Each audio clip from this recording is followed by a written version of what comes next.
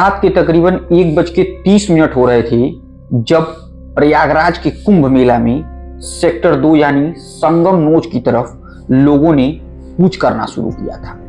यकीन मानिए दोस्तों, ये भीड़ इतनी तादाद में थी, यानी महज कुछ मीटर के रास्ते थे और उसमें तकरीबन 25 लाख लोग एक साथ सिर्फ और सिर्फ एक ही जगह पर स्नान करना चाहते थे और वो था संगम नोच।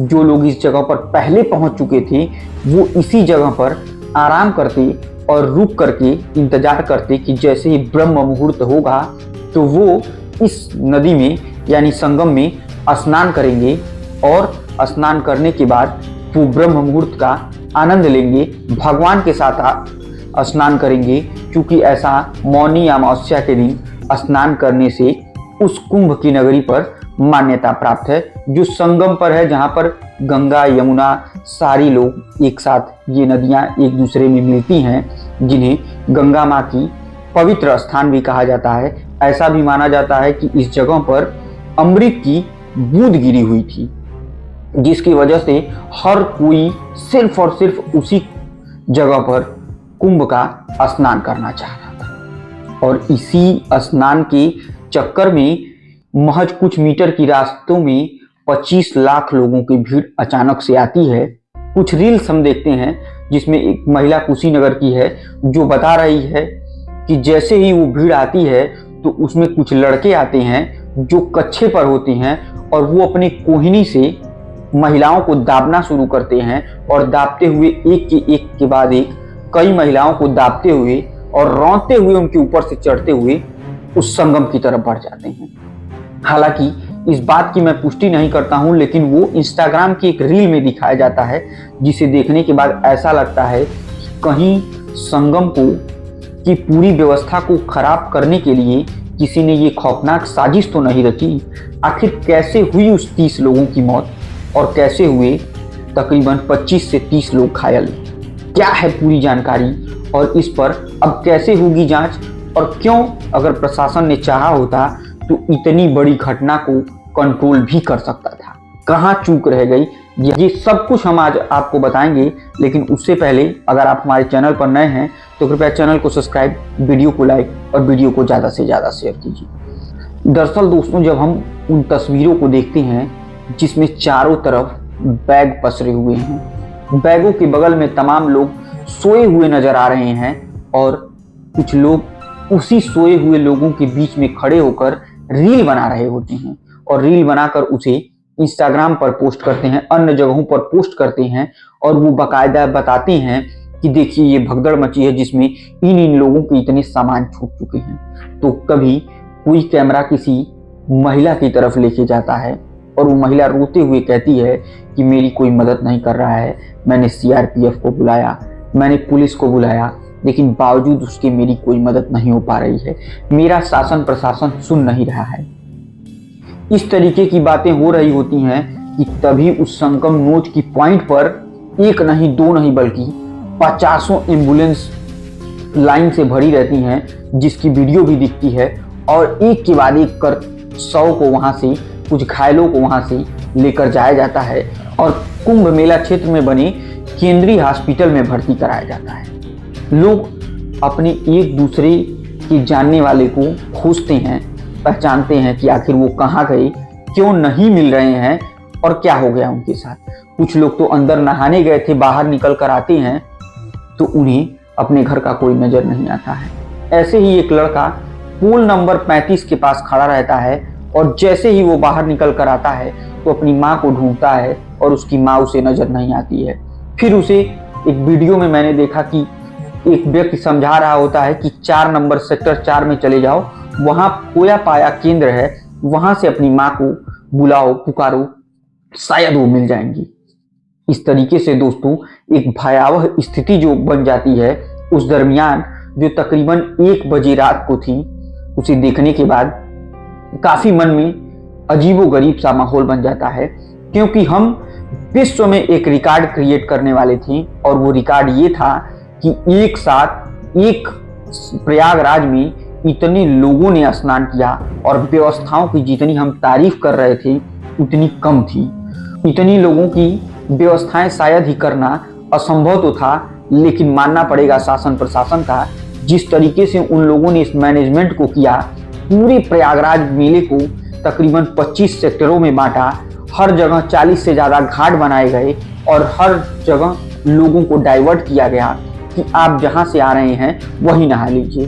कुछ पीपा पुलों को भी बंद कर दिया गया ताकि जो जिस तरफ से आए उसी तरफ से उसी घाट पर नहाए और वहीं से वापस चला जाए। लेकिन कुछ लोगों के दिमाग में एक ऐसा फितूर चढ़ गया था कि नहीं, हम तो अमृत स्नान ही करेंगे, और वो भी संगम की नोच पर ही करेंगे।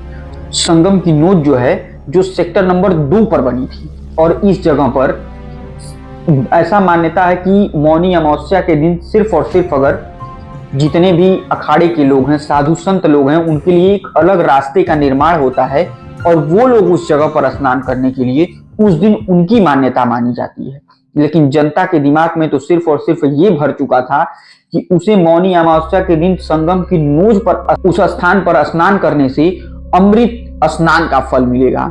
और इसी अमृत स्नान के चक्कर में भीड़ कुछ इस कदर बढ़ती चली जाती है कि भीड़ का प्रेशर इतना ज्यादा हो जाता है कि यकीन मानिए दोस्तों, जो आसपास के रास्ते होते हैं वो इतनी जाम हो जाते हैं, यहाँ तक कि पुलिस की टीम को बैरिकेड्स को दबाना पड़ता है लोगों को रोकने के लिए। उसी में लोग बच्चे लेकर आ जाते हैं। बच्चे तक को मैनेज करना कितना मुश्किल हो रहा था पुलिस के लिए, एक दूसरे को वहां से निकालना कितना मुश्किल हो रहा था, इसकी चर्चा कोई नहीं करेगा।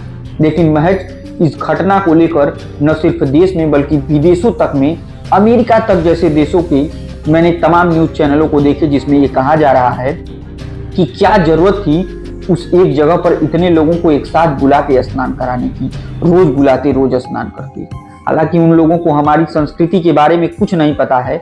उन्हें ये चीज नहीं पता है कि जिस जगह पर स्नान हो रहा है उसका एक खास दिन होता है, उसी दिन वो स्नान होता है। और वो लोग जिस तरीके से इस पूरे मामले को हाईलाइट कर रहे हैं, हालांकि ऐसा कुछ नहीं है। 2 बजे से लेकर 3:30 बजे के बीच में सारे हालात को सामान्य बना दिया गया था।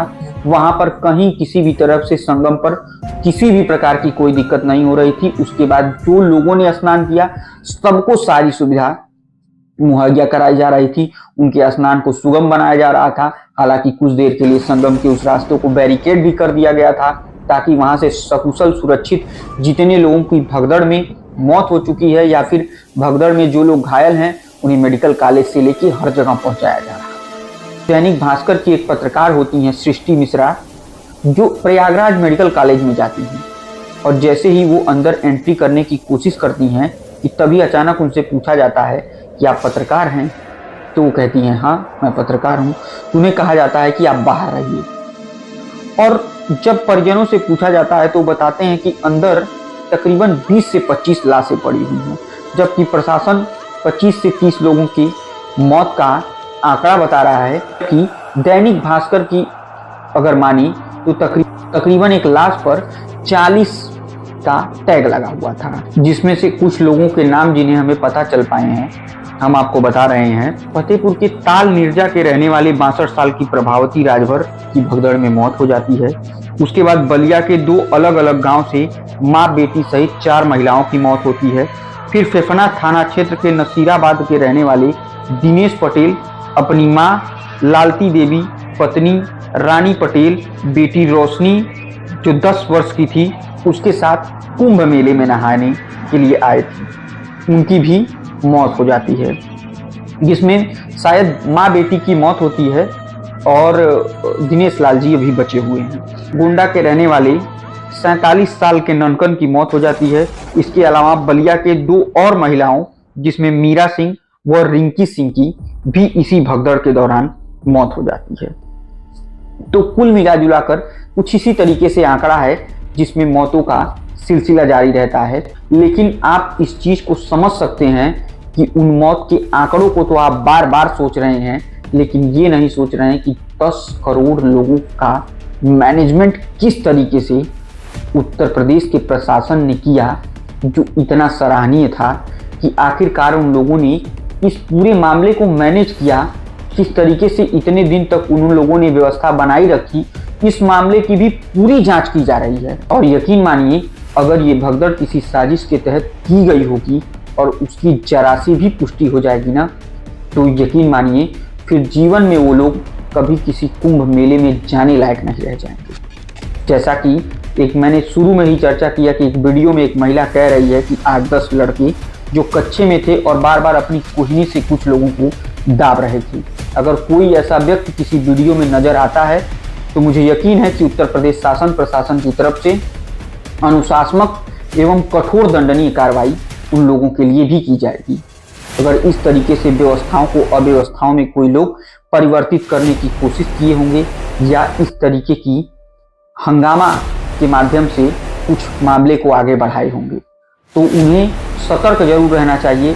और आपसे भी विनम्र निवेदन है कि मौनी अमावस्या और अमृत स्नान को छोड़कर आपके आसपास ही जहां गंगा जी हों, आप उन्हें ध्यान करिए, ध्यान करके नहाइए, स्नान कीजिए। लेकिन अभी फिलहाल प्रयागराज जाना बंद करिए, क्योंकि प्रयागराज के चारों तरफ तकरीबन 20 से 25 किलोमीटर की लाइनें लगी हुई हैं।